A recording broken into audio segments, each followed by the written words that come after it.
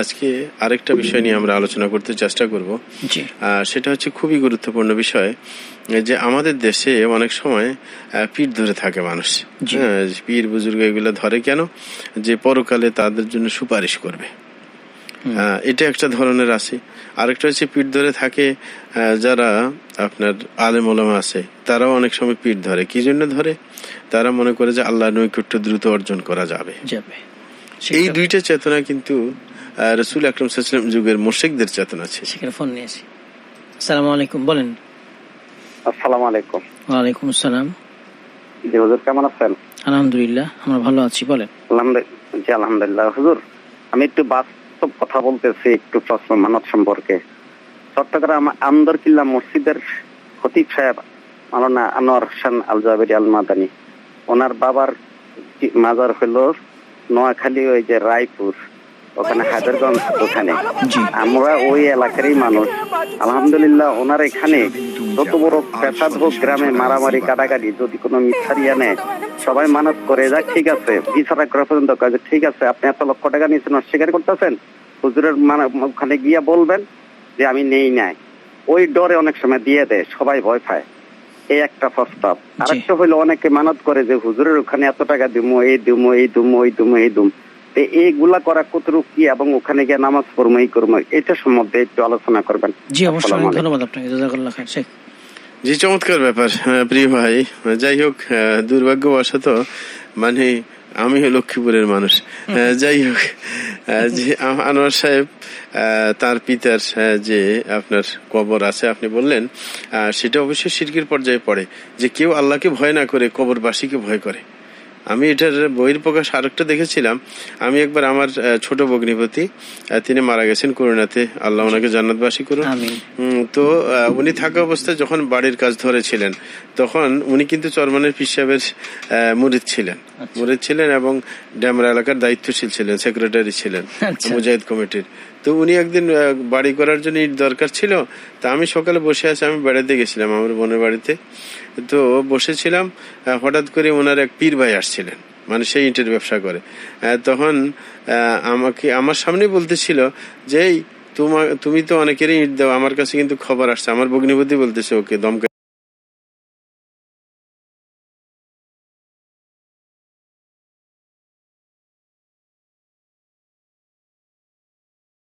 তরল করে দেবে।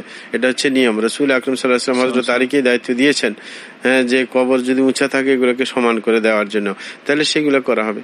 আর অনেক সময় চাইতে আরো ভয়ানক হচ্ছে কবরের উপর মসজিদ। যে কবর এক সাইডে, মসজিদ মসজিদের ভিতরে। আমি চট্টগ্রামে এক মসজিদে হঠাৎ করে নামাজ পড়তে গেছিলাম, দেখলাম যে কবর মাঝখানে, কবর মসজিদের একবারে মাঝখানে। মানে তখন আগে ছোট করে মসজিদ করা হয়েছে, পরে মসজিদ সম্প্রসারণের কারণে কবরটা একবারে মাঝখানে পড়ে গেছে। এখন পিছনেও মানুষ দাঁড়ায়, কবরের সামনেও মানুষ নামাজ পড়ে, পিছনে পড়ে, তাইলে পিছনে লোকদের সামনে কবর পড়ে। ভয়ানক অবস্থা। এই ক্ষেত্রে বিধান হচ্ছে আপনার যেটা আগে করা হয় সেটা টিকবে, পরেরটা ভেঙে ফেলতে হবে। যদি কবর আগে থাকে তাইলে মসজিদ ভেঙে ফেলতে হবে, আর যদি মসজিদ আগে থাকে তাইলে পরে কবর হয়। এই ক্ষেত্রে বিধান হচ্ছে আপনার যেটা আগে করা হয় সেটা টিকবে, পরেরটা ভেঙে ফেলতে হবে। যদি কবর আগে থাকে তাইলে মসজিদ ভেঙে ফেলতে হবে, আর যদি মসজিদ আগে থাকে তাইলে পরে কবর হয়। ওয়ালাইকুম আসসালাম। জি শুনতে পাচ্ছেন? জি বলুন। জি বলছিলাম যে যেখানে কবর আর মসজিদের কথা বলছি, যে এখানে যদি মসজিদ মানে একটা জায়গা আমি মসজিদের জন্য দিয়েছি, সেখানে যদি কবর হয় তাহলে বাউন্ডারি দিলে সালাত হবে না। আবার মানে কবরের জায়গায় মসজিদের কবর হলে বাউন্ডারি দেওয়া কাজ হবে না, এটা ঠিক আছে কিনা, মানে সালাত হবে না। যদি আলাদা আলাদা, মানে মসজিদের জায়গা আলাদা, কবরের জায়গা আলাদা, তাহলে বাউন্ডারি মানে কি হয়, এটা ঠিক আছে কিনা? জি অবশ্যই। যদি আপনার মসজিদের জায়গা ভিন্ন হয়, কবরের জায়গা ভিন্ন হয়, তাহলে বাউন্ডারি থাকে, তাতে কোনো সমস্যা নেই। কিন্তু মসজিদের কেবলার দিকে, মসজিদের সামনে কবর দেওয়া থেকে বিরত থাকবে, কারণ মসজিদ দিকে, কবরের দিকে ফিরে নামাজ পড়তে হাদিসের মধ্যে নিষেধ করা হয়েছে। এখানে কেবলার দিকে কখনো কবর দিতে যাবে না, একটু দূরে কবর দেওয়ার চেষ্টা করবে। কারণ হচ্ছে মসজিদ সম্প্রসারণের প্রয়োজন হতে পারে, তখন কিন্তু অনেক সময় দেখা যায় যে সম্প্রসারণের জায়গা থাকবে না, তখন কবরের উপর পিলার গাড়াইতে হবে। চট্টগ্রামে আমি এরকম দেখেছি, মানে সম্প্রসারণ কোনো জায়গা নেই, পরে ওই যে কবরের মধ্যেই পিলার গাড়িয়ে মসজিদকে সম্প্রসারণ করা হয়েছে, নিচে খালি রাখা হয়েছে না। এরকম সমস্যা তো করার কোনো কারণ নেই। এই কারণে কবরস্থানগুলা যৌথভাবে শহর থেকে দূরে কোথাও ব্যবস্থা করবে, যেরকম আরব দেশে আছে শহরের বাইরে, যে মসজিদ থেকে দূরে, শহর থেকে দূরে, এলাকা থেকে দূরে, এরকম বড় আকারে সবাই মিলে একটা কবরস্থান করলে আর এই সমস্যাগুলো ঘটবে না। আলোচনা যাবে ইনশাআল্লাহ। প্রিয় ভাইরা আমার, আমরা আরেকটা বলতেছিলাম এখানে আলোচনা, যে আমাদের দেশে যে পীর ধরা হয়, ধরার দুইটা কারণ বলেছিলাম। একটা হচ্ছে তাদের সুপারিশ পাওয়ার জন্য, আরেকটা হচ্ছে তাদের কে ধরার কারণে আল্লাহর নৈকট্য অর্জন হয়। এই দুইটাই কিন্তু কোরআন মাজিদে আল্লাহ শান ও মুক্কার কাফেরদের এই দুইটা উদ্দেশ্য ছিল, এবং হুবহু দুইটা উদ্দেশ্য আমাদের মধ্যে পাওয়া যায়। আমরা আরেকটা বলতেছিলাম এখানে আলোচনা, যে আমাদের দেশে যে পীর ধরা হয়, ধরার দুইটা কারণ বলেছিলাম। একটা হচ্ছে তাদের সুপারিশ পাওয়ার জন্য, আরেকটা হচ্ছে তাদের কে ধরার কারণে আল্লাহর নৈকট্য অর্জন হয়। এই দুইটাই কিন্তু কোরআন মাজিদে আল্লাহ শান ও মুক্কার কাফেরদের এই দুইটা উদ্দেশ্য ছিল, এবং হুবহু দুইটা উদ্দেশ্য আমাদের মধ্যে পাওয়া যায়। আমরা আরেকটা বলতেছিলাম এখানে আলোচনা, যে আমাদের দেশে যে পীর ধরা হয়, ধরার দুইটা কারণ বলেছিলাম। একটা হচ্ছে তাদের সুপারিশ পাওয়ার জন্য, আরেকটা হচ্ছে তাদের কে ধরার কারণে আল্লাহর নৈকট্য অর্জন হয়। এই দুইটাই কিন্তু কোরআন মাজিদে আল্লাহ শান ও মুক্কার কাফেরদের এই দুইটা উদ্দেশ্য ছিল, এবং হুবহু দুইটা উদ্দেশ্য আমাদের মধ্যে পাওয়া যায়। আমরা আরেকটা বলতেছিলাম এখানে আলোচনা, যে আমাদের দেশে যে পীর ধরা হয়, ধরার দুইটা কারণ বলেছিলাম। একটা হচ্ছে তাদের সুপারিশ পাওয়ার জন্য, আরেকটা হচ্ছে তাদের কে ধরার কারণে আল্লাহর নৈকট্য অর্জন হয়। এই দুইটাই কিন্তু কোরআন মাজিদে আল্লাহ শান ও মুক্কার কাফেরদের এই দুইটা উদ্দেশ্য ছিল, এবং হুবহু দুইটা উদ্দেশ্য আমাদের মধ্যে পাওয়া যায়। আমরা আরেকটা বলতেছিলাম এখানে আলোচনা, যে আমাদের দেশে যে পীর ধরা হয়, ধরার দুইটা কারণ বলেছিলাম। একটা হচ্ছে তাদের সুপারিশ পাওয়ার জন্য, আরেকটা হচ্ছে তাদের কে ধরার কারণে আল্লাহর নৈকট্য অর্জন হয়। এই দুইটাই কিন্তু কোরআন মাজিদে আল্লাহ শান ও মুক্কার কাফেরদের এই দুইটা উদ্দেশ্য ছিল, এবং হুবহু দুইটা উদ্দেশ্য আমাদের মধ্যে পাওয়া যায়। আমরা আরেকটা বলতেছিলাম এখানে আলোচনা, যে আমাদের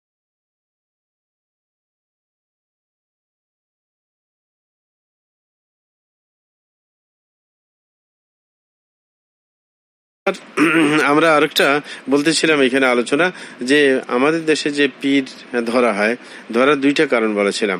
একটা হচ্ছে তাদের সুপারিশ পাওয়ার জন্য, আরেকটা হচ্ছে তাদের কে ধরার কারণে আল্লাহর নৈকট্য অর্জন হয়। এই দুইটাই কিন্তু কোরআন মাজিদে আল্লাহ শান ও মুক্কার কাফেরদের এই দুইটা উদ্দেশ্য ছিল, এবং হুবহু দুইটা উদ্দেশ্য আমাদের মধ্যে পাওয়া যায়।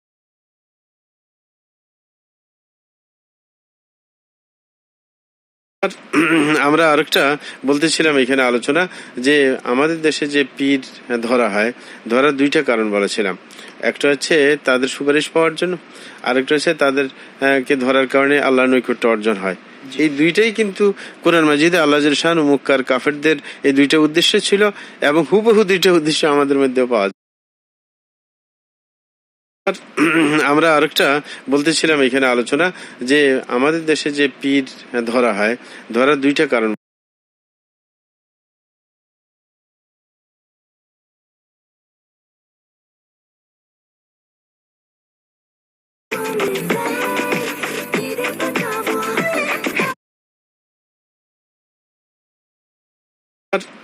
আমরা আরেকটা বলতেছিলাম এখানে আলোচনা, যে আমাদের দেশে যে পীর ধরা হয়, ধরার দুইটা কারণ বলেছিলাম। একটা হচ্ছে তাদের সুপারিশ পাওয়ার জন্য, আরেকটা হচ্ছে তাদের কে ধরার কারণে আল্লাহর নৈকট্য অর্জন হয়। এই দুইটাই কিন্তু কোরআন মাজিদে আল্লাহ শান ও মুক্কার কাফেরদের এই দুইটা উদ্দেশ্য ছিল, এবং হুবহু দুইটা উদ্দেশ্য আমাদের মধ্যে পাওয়া যায়। আমরা আরেকটা বলতেছিলাম এখানে আলোচনা, যে আমাদের দেশে যে পীর ধরা হয়, ধরার দুইটা কারণ বলেছিলাম। একটা হচ্ছে তাদের সুপারিশ পাওয়ার জন্য, আরেকটা হচ্ছে তাদের কে ধরার কারণে আল্লাহর নৈকট্য অর্জন হয়। এই দুইটাই কিন্তু কোরআন মাজিদে আল্লাহ শান ও মুক্কার কাফেরদের এই দুইটা উদ্দেশ্য ছিল, এবং হুবহু দুইটা উদ্দেশ্য আমাদের মধ্যে পাওয়া যায়। একটা হচ্ছে তাদের সুপারিশ পাওয়ার জন্য, আরেকটা হচ্ছে তাদের কে ধরার কারণে আল্লাহর নৈকট্য অর্জন হয়। এই দুইটাই কিন্তু কোরআন মাজিদে আল্লাহ শান ও মুক্কার কাফেরদের এই দুইটা উদ্দেশ্য ছিল, এবং হুবহু দুইটা উদ্দেশ্য আমাদের মধ্যে পাওয়া যায়।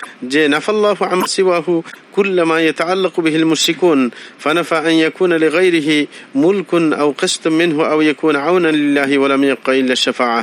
আবুল আব্বাস রাহিমাহুল্লাহ বলছিলেন, ইবনে তাইমিয়া রাহিমাহুল্লাহ তিনি আসসালামু আলাইকুম। আসসালামু আলাইকুম। ওয়ালাইকুম সালাম রহমতুল্লাহ, বলুন। যারা লেসবিয়ান জি বলুন। হ্যাঁ। তাদের শাস্তি কি? জি জি, আমাদের সাথে থাকবেন অবশ্যই। সে কারণ হচ্ছে যে বাস হাজিদের নামিয়ে তাদের মন্দিরের সামনে করেছে।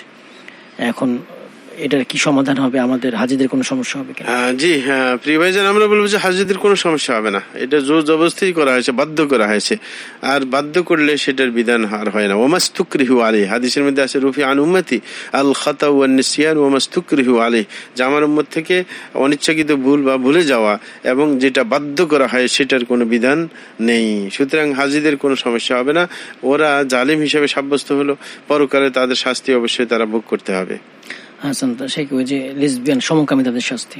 যে সমকামী যারা আছে, সমকামীদের শাস্তি আপনার যদি এমন হয় যে দুই রকম, একটা হয়েছে ছেলে ছেলে করে, এটাকে লেওয়াত বলা হয়, হ্যাঁ, পায়ুগমন যেটা, সেটার হাদিসের মধ্যে সেটা শাস্তি পরিষ্কার বলা হয়েছে যে ফাকতুলুল ফাইল ওয়াল মাফউল বিহি, হ্যাঁ, যে মাইয়া আমল কওমি লূতিন ফাকতুলুল ফাইল ওয়াল মাফউল বিহি, যারা কওম লূতের আমল করে, মানে যারা পায়ু গমন করে, তাদের শাস্তি হচ্ছে যে দুই পক্ষকে মেরে ফেলা হবে, হত্যা করতে হবে, দুইজনকে, দুই পুরুষকে হত্যা করা হবে। কারণ এই বদভ্যাস, যারা বৈধ ব্যবস্থা রাখার পরও যারা এই সমস্ত বদভ্যাস ছাড়তে পারে নাই, তারা দুনিয়ার জন্য ক্ষতিকর। এই কারণে তাদের শাস্তি হচ্ছে দুইজনকে মেরে ফেলা। এটা হচ্ছে একটা।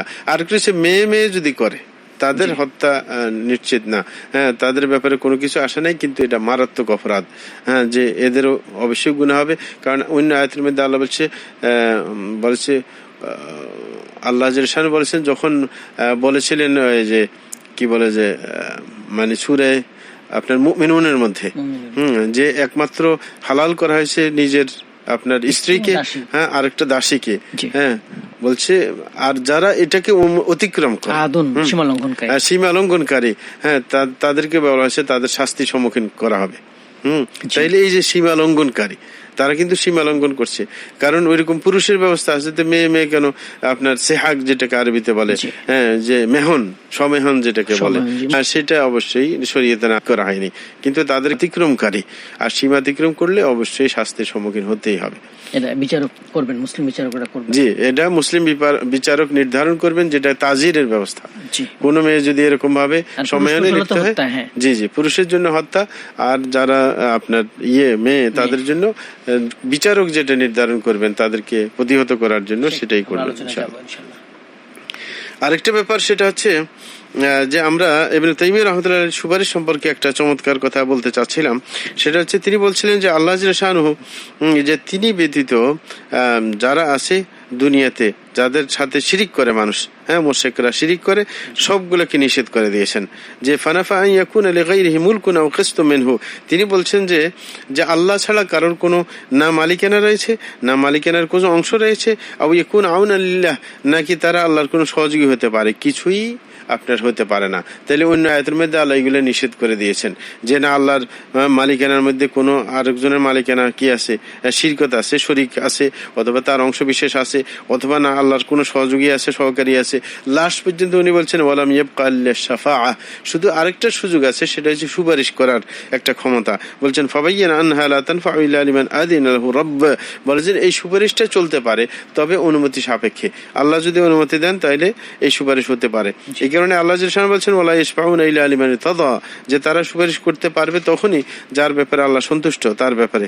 তাই এই শাফাত যেটা মুশরিকরা মনে করে, দাবি করে যে এই সুপারিশের, যে কোনো মূর্তি পূজা দিয়ে তাদের পিছনে যে ওলি বুজুর্গ আছে তার সুপারিশ কামনা করে, এটা কিন্তু কিয়ামত দিন চলবে না, এটা কিন্তু নিষেধ করে দেওয়া হয়েছে। কিন্তু যেটা আল্লাহ জাল্লাহু চাইবেন, অনুমতি দিবেন, সেটাই একমাত্র সাব্যস্ত হবে। আর কি রাসূল আকরাম সাল্লাল্লাহু আলাইহি ওয়াসাল্লাম সুপারিশ করার কিন্তু অধিকার পাবেন, হ্যাঁ, কিন্তু এই সুপারিশটা হুট করে করতে পারবেন না। রাসূল আকরাম সাল্লাল্লাহু আলাইহি ওয়াসাল্লাম বলেছেন যে তিনি আল্লাহর সামনে সিজদায় পড়ে যাবেন, আল্লাহর প্রশংসা করবেন, হ্যাঁ, তারপরে আল্লাহ বলবেন ইরফা রাসাক, তুমি মাথা উঠাও, ওয়াকুল ইউসমা, তুমি বলো তোমার কথা শোনা হবে, ওয়াসাল তুতা, তুমি চাও তোমাকে দেওয়া হবে তোমার চাওয়া, ওয়াসফা তুশাফা, তুমি সুপারিশ করো তোমার সুপারিশ শোনা হবে। এবং আবু হুরায়রা রাদিয়াল্লাহু তাআলা আনহু আরেকটা হাদিসের মধ্যে কে সুপারিশ পাইতে পারে, রাসূল আকরাম সাল্লাল্লাহু আলাইহি ওয়াসাল্লাম সেটা বলছেন। রাসূল আকরাম সাল্লাল্লাহু আলাইহি ওয়াসাল্লামকে হযরত আবু হুরায়রা জিজ্ঞাসা করছিলেন যে মান আসআদুন নাসি বিশফাআতিহি ইয়া রাসূলুল্লাহ, যে হে আল্লাহর রাসূল, যে মানুষের মধ্যে থেকে সবচেয়ে বেশি আপনার সুপারিশ পায় ভাগ্যবান কে হবে, কে আপনার সুপারিশ পায় ভাগ্যবান হতে পারে? তখন রাসূল আকরাম সাল্লাল্লাহু আলাইহি ওয়াসাল্লাম বলছিলেন মান ক্বালা লা ইলাহা ইল্লাল্লাহ খালিসাম মিন কলবি, যে ব্যক্তি লা ইলাহা ইল্লাল্লাহ বলবে একবার খাঁটি অন্তঃকরণে, তাইলে তাওহীদপন্থী একমাত্র সুপারিশ পাওয়ার অধিকার রাখে। এই কারণে তাওহীদপন্থী আমাদের হতে হবে যদি রাসূল আকরাম সাল্লাল্লাহু আলাইহি ওয়াসাল্লামের সুপারিশ আমরা চাই। আর সুপারিশের আসল মূল রহস্য কি সেটা আমাদের জানা দরকার। যে আল্লাহ জাল্লা শানহু কাউকে যদি ছাড় দিতে চান, সুতরাং তিনি সিদ্ধান্ত নিয়েছেন কাউকে ছাড় দিবেন। ইতিমধ্যে আবার আল্লাহ চান যে কিছু ব্যক্তিকে সম্মানিত করতে চান, হ্যাঁ, হয়তো বা নবী হইতে পারে, হয়তো বা ফেরেশতা হইতে পারে, হয়তো বা নেককার কোনো বুজুর্গ হতে পারে, তখন তাদেরকে সুপারিশ করেন। আসলে আল্লাহ ওকে জান্নাত দিবে, কিন্তু ওই যে একজনকে সুপারিশ, নবীকে সুপারিশ করতে দেন যে আপনি সুপারিশ করেন ওর নামে, হ্যাঁ, সুপারিশ করার পর তাকে জান্নাত দেওয়া হয়। কেন এই কাজ করা হয়? হ্যাঁ, ওদেরকে সম্মানিত করার জন্য, যেন মানুষ বুঝতে পারে যে এরা আল্লাহর ইবাদত করেছে দুনিয়ার বুকে, এই কারণে আল্লাহ তাদেরকে সম্মানিত করেছেন। সেটা করার জন্যই এই কাজটা করা হয়। নতুবা সুপারিশ এছাড়া আর কিছু না। যে আপনি সুপারিশ আল্লাহর ইচ্ছার বাইরে সুপারিশ করবেন সেই অধিকার নেই। শুধুমাত্র আল্লাহ যেটা করবেন সেটারই অনুমতি দিবেন এবং সেটার মাধ্যমে ওই ব্যক্তিকে সম্মানিত করবেন। তাইলে আমরা বলেছিলাম যে কোরআনের মধ্যে কিছু সুপারিশ আছে যে না করা হয়েছে, সেটা হচ্ছে শিরক ভিত্তিক সুপারিশ, যে এককভাবে সুপারিশ করার ক্ষমতা মনে করা, সেটা হচ্ছে নিষেধ। আরেকটা হচ্ছে আল্লাহর অনুমতি সাপেক্ষে খাঁটি তাওহীদপন্থীদের নামে সুপারিশ, সেটা কিন্তু আপনার চলবে, সেটা আল্লাহর অনুমতি সাপেক্ষে চলবে, অসুবিধা নেই। রাসূল আকরাম সাল্লাল্লাহু আলাইহি ওয়াসাল্লাম 3 জাতীয় সুপারিশ করবেন। দুইটা সুপারিশ একবারে ওনার সাথে বিশেষ, যে এটা উনি ছাড়া আর কেউ করতে পারবেন না। একটা হচ্ছে আপনার কিয়ামতের দিবসে মানুষ অস্থির হয়ে পড়বে, বিচার শুরু হবে না, রাসূল আকরাম সাল্লাল্লাহু আলাইহি ওয়াসাল্লাম সুপারিশ করবেন, তাহলে তারপরে বিচার শুরু হবে। এটা কিন্তু অন্য কোনো নবী কেউ করতে পারবেন না, একমাত্র তিনি করতে পারবেন। দ্বিতীয় নম্বর হচ্ছে যখন জান্নাতে যাওয়ার, কিন্তু তারা যে গেটে আটকে পড়ে থাকবেন, জান্নাতের গেট খোলা হবে না, রাসূল আকরাম সাল্লাল্লাহু আলাইহি ওয়াসাল্লাম হ্যাঁ আপনার সুপারিশ করবেন জান্নাতের গেট খুলে দেওয়ার জন্য, তখন তারা ঢুকতে পারবে। এই দুইটা সুপারিশ যে রাসূল আকরাম সাল্লাল্লাহু আলাইহি ওয়াসাল্লামের সাথে খাস, এগুলো আর কেউ করতে পারবে না। হ্যাঁ, তৃতীয় নম্বর আরেকটা সুপারিশ, সেটা রাসূলও করবেন, অন্যরাও করতে পারেন। যে কোনো ব্যক্তি যদি তার অপরাধের কারণে সে জাহান্নামের উপযুক্ত হয়ে যায়, তাইলে ওই ব্যক্তির নামে সুপারিশ করে রাসূল আকরাম সাল্লাল্লাহু আলাইহি ওয়াসাল্লাম ছাড়িয়ে নিতে পারবেন, তাকে জাহান্নামে আর ঢুকতে হবে না। এরকম এই কাজটা ফেরেশতাও করতে পারে, এই কাজটা কোনো মুমিন ব্যক্তিও করতে পারে, যদি আল্লাহ চান আর কি, হ্যাঁ, না হলে না। তাইলে এইভাবে আপনার রাসূলের বিশেষ কিছু সুপারিশ আছে। আর এই বড় সুপারিশের নাম মাকামে মাহমুদ, যেটা দোয়ার মধ্যে আমরা বলে থাকি, ওয়াবআথহু মাকাম মাহমুদান আল্লাযী ওয়া'আদতাহ, সেটাকে মাকামে মাহমুদ বলে, অর্থাৎ প্রশংসনীয় অবস্থান। তার যে অবস্থান, সুপারিশ অবস্থানটা কিন্তু খুবই প্রশংসার পাত্র, কারণ এটা আর কেউ করতে পারবে না। সকল নবীর কাছে মানুষ যাবে, ফরিয়াদ আদম আলাইহিস সালামের কাছে যাবে, নূহ আলাইহিস সালামের কাছে যাবে, ইব্রাহিম আলাইহিস সালামের কাছে যাবে, মুসা আলাইহিস সালাম, ঈসা আলাইহিস সালামের কাছে যাবে, সবাই অপারগতা প্রকাশ করবে, কিন্তু রাসূল আকরাম সাল্লাল্লাহু আলাইহি ওয়াসাল্লাম বলবেন আনা লাহা, হ্যাঁ, এটা দায়িত্ব আমি নিলাম। তখন রাসূল আকরাম সাল্লাল্লাহু আলাইহি ওয়াসাল্লাম সুপারিশ করবেন। প্রিয় ভাইরা, ইতিমধ্যে আমরা এটাও জানতে পেরেছি যে সুপারিশ পাওয়ার একমাত্র উপযুক্ত হচ্ছে তাওহীদপন্থী, সুতরাং তাওহীদের গুরুত্ব আমাদেরকে দিতে হবে। প্রিয় ভাইরা, আরেকটা ব্যাপার আমাদের জানা দরকার, সেটা হচ্ছে অনেকে মনে করে যে পীর বুজুর্গকে ধরলে তারা হেদায়েত দিতে পারে। হ্যাঁ, এরকম মনে করে যে পীর বুজুর্গ হেদায়েত দিতে পারে, একজন খারাপ মানুষকে হেদায়েত দিয়ে সোজা করে দিতে পারে। না, এটা হচ্ছে শিরক। হেদায়েতের ব্যাপারে শিরক। হেদায়েত একমাত্র আল্লাহ দিবেন। আল্লাহ কোরআন মাজিদের মধ্যে বলেন ইন্নাকা লা তাহদি মান আহবাবতা, যে আপনি যাকে পছন্দ করেন তাকে হেদায়েত দিতে পারেন না। যেমন রাসূল আকরাম সাল্লাল্লাহু আলাইহি ওয়াসাল্লাম হযরত আবু তালেবের ব্যাপারে কিন্তু বারবার ফরিয়াদ করেছেন যে হেদায়েত দেওয়ার জন্য তিনি চেষ্টা করেছেন, তাকে বুঝানোর জন্য চেষ্টা করেছেন, কিন্তু কাজ হয় নাই। এমনকি মৃত্যুর সময় আবু তালেব যখন মৃত্যুর সম্মুখীন হয়েছেন, তখন কিন্তু রাসূল আকরাম সাল্লাল্লাহু আলাইহি ওয়াসাল্লাম তার কাছে আসছেন, যেটা হাদিসের মধ্যে আমরা সুস্পষ্ট দেখতে পাই যে আপনার ইবনুল মুসাইয়্যিব তার পিতা থেকে বর্ণনা করেন যে লাম্মা হযরত আবু তালিব ইবনুল ওয়াফাত, যখন আবু তালেবের মৃত্যু সামনে চলে আসে, জাআহু রাসূলুল্লাহ সাল্লাল্লাহু আলাইহি ওয়াসাল্লাম ইনদাহু আব্দুল্লাহ ইবনে আবি উমাইয়া, বলে যে রাসূল আকরাম সাল্লাল্লাহু আলাইহি ওয়াসাল্লাম তার কাছে আসলেন, তার কাছে কিন্তু ইতিপূর্বে তার বন্ধু দুইজন বসা ছিল, একজন নাম হচ্ছে আব্দুল্লাহ ইবনে আবু উমাইয়া আর একজন হচ্ছে আবু জাহাল। এই দুইজন কিন্তু আবু তালেবের বন্ধু ছিল। তারা পাশে বসা ছিল। তখন রাসূল আকরাম সাল্লাল্লাহু আলাইহি ওয়াসাল্লাম আবু তালেবকে উদ্দেশ্য করে বললেন, ইয়া আম্মি কুল লা ইলাহা ইল্লাল্লাহ, হে আমার চাচা আপনি বলুন লা ইলাহা ইল্লাল্লাহ, যে আল্লাহ ছাড়া সত্য কোনো মাবুদ নেই, এটা স্বীকার করুন। হ্যাঁ, কালিমাতান উহাজ্জু লাকা বিহা ইনদাল্লাহ, আপনি যদি এটা বলেন তাইলে এটা রেফারেন্স ধরে আল্লাহর কাছে আমি ফরিয়াদ করব আপনাকে রক্ষা করার জন্য, সুপারিশ করব। কিন্তু তখন তারা তিনি ওই বন্ধুদের দিকে তাকিয়েছিলেন, বন্ধুরা বলছে যে না তারকাবু আন মিল্লাতি আব্দুল মুত্তালিব, তারা বলছিল যে আব্দুল মুত্তালিবের ধর্ম ত্যাগ করবে তুমি, মৃত্যুর সময় এটা হতে পারে না। এরকম ভাবে রাসূল সাল্লাল্লাহু আলাইহি ওয়াসাল্লাম আবার বললেন একই কথা, আবার সে ওদের দিকে তাকাইছে, ওরা বলছে না তুমি কি আব্দুল মুত্তালিবের ধর্ম ছাড়িয়ে দিবা। শেষ পর্যন্ত রাসূল বললেন ফাকানা আখিরা মা ক্বাল হুয়া আলা মিল্লাতি আব্দুল মুত্তালিব, শেষ পর্যন্ত মৃত্যুর আগে সে বলল যে না আমি আব্দুল মুত্তালিবের ধর্মের উপর আছি, এবং সে লা ইলাহা ইল্লাল্লাহ মুখ দিয়ে বলল না। তাইলে এই যে আপনার হেদায়েত দিতে কি রাসূল পারছিলেন? লাস্ট পর্যন্ত চেষ্টা করেছেন, মৃত্যুর সময় চেষ্টা করেছিলেন কিন্তু পারেন নাই। তাইলে হেদায়েত দেওয়ার মালিক একমাত্র আল্লাহ জাল শানু। কিন্তু আমাদের দেশে মনে করা হয় অমুক বুজুর্গের কাছে গিয়ে ওরকম চোর ডাকাত হেদায়েত পেয়ে গেছে। না, আল্লাহ হেদায়েত দিয়েছে, আল্লাহ হেদায়েত দিয়েছে, কোনো বুজুর্গ হেদায়েত দিতে পারে না। হ্যাঁ, তার কাজ হচ্ছে মানুষকে আহ্বান করা, হ্যাঁ, মানুষের মাঝে দাওয়াতি কাজ করা, কিন্তু সে কোনো হেদায়েত দিতে পারে না। এটা হচ্ছে আসল কথা। এই কারণে আমরা উল্টো ভাবে আরেকজনের কাছে হেদায়েতের কথা বলি, এই হেদায়েতের শিরকে আমরা লিপ্ত হব না। এরকম ভাবে রাসূল আকরাম সাল্লাল্লাহু আলাইহি ওয়াসাল্লাম যে শেষ পর্যন্ত আবু তালেবকে যখন আপনার বলাইতে পারেন নাই, রাসূল আকরাম সাল্লাল্লাহু বলছেন লা আস্তাগফিরুন্না লাকা মা লাম উনহা আনকা, যে আমি তোমার জন্য আল্লাহর কাছে ক্ষমা চাইবো যতক্ষণ পর্যন্ত আল্লাহ আমাকে নিষেধ না করবেন। তখন কিন্তু আল্লাহ নিষেধাজ্ঞা দিয়ে দিলেন। আল্লাহ কোরআন আয়াত নাজিল করলেন, সূরা তাওবার আয়াত 113 নম্বর আয়াত। আল্লাহ বলছেন মা কানা লিন নবিয়্যি ওয়াল্লাযীনা আমানু ইস্তাগফিরু লিল মুশরিকিন ওয়ালাউ কানু উলি কুরবা মিন বাদি মা তাবায়্যানা লাহুম আন্নাহুম আসহাবুল জাহিম। আল্লাহ জাল্লাহু বলেন কোন নবীর জন্য, কোন ঈমানদারের জন্য কখনো জায়েজ হবে না যে কোন মুশরিকের জন্য আল্লাহর কাছে ক্ষমা চাওয়া, হ্যাঁ, যখন স্পষ্ট হয়ে যায় যে তারা মৃত্যুবরণ করছে শিরকের উপর।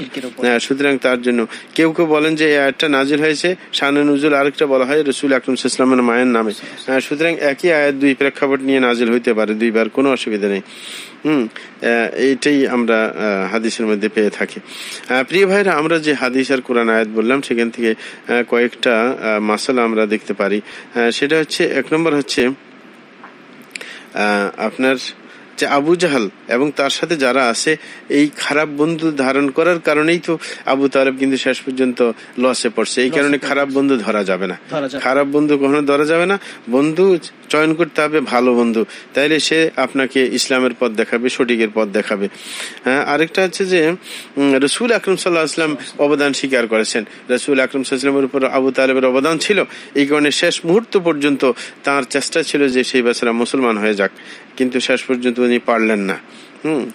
ওনার দ্বারা সম্ভব হয়নি শেষ পর্যন্ত।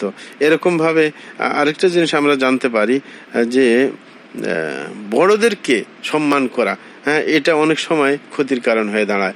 যে আব্দুল মুত্তালিব মানে আবু তালেব কেন, ওই যে আবু জাহাল কেন বলছিলেন যে তুমি কি তোমার বাপদাদার ধর্ম ছাড়ে দেবে?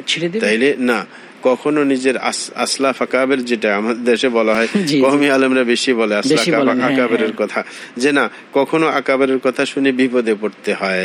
কারণ তাদের কথা যদি সঠিক না হয়, তাদের সিদ্ধান্ত যদি সঠিক না হয়, তখন এটা ক্ষতির কারণ হয়।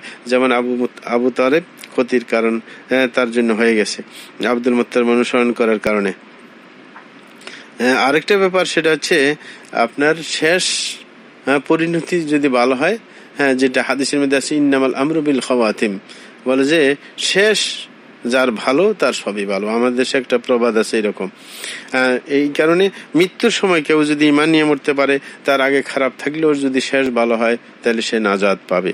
এটাই হাদিস থেকে আমরা বুঝতে পারি।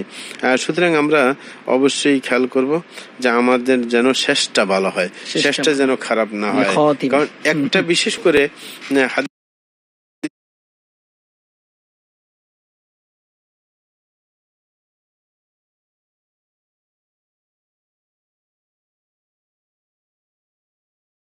আছে, আমরা যারা অপরাধের সাথে জড়িত তারা কিন্তু একটা হাদিসের দিকে আমরা খেয়াল করতে পারি।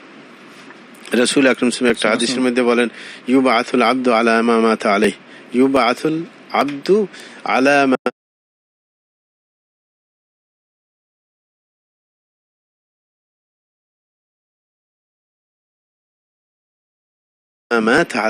রাসূল বলছেন একজন ব্যক্তিকে কিয়ামতের দিন উঠানো হবে যেইভাবে তার মারা মৃত্যু গেছে, হয়। হ্যাঁ। হ্যাঁ, সেই এখন আমরা যারা অপরাধে জড়িত আছি আমরা এই কথা যদি চিন্তা করি যে আমার এই অবস্থা যদি মৃত্যু হয়ে যায় তাহলে তো এইভাবে আমাকে কিয়ামতের দিন উঠতে হবে, উঠানো হবে। হ্যাঁ, মানুষের সামনে উঠানো হবে, তাহলে তো এটা ভয়ঙ্কর ব্যাপার।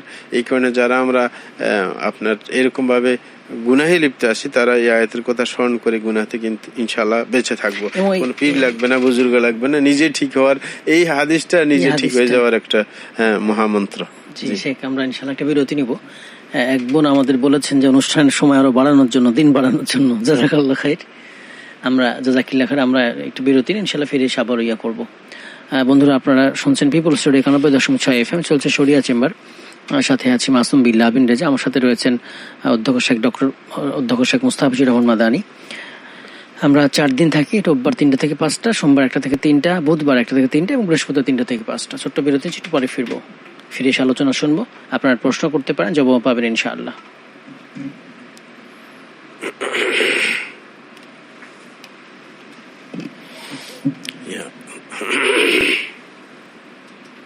আরো 20 মিনিট আছে। بسم الله الرحمن الرحيم